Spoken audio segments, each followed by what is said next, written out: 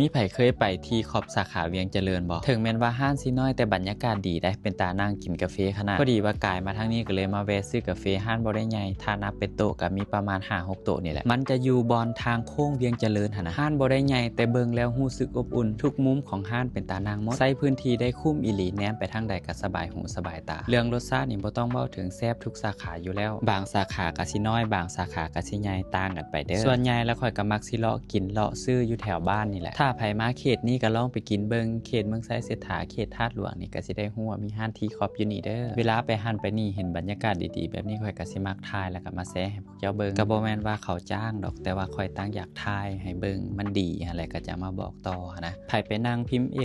กสารก็มีขนมให้กินอยู่เด้อพวกเจ้าเบิงแม้แต่ละมุม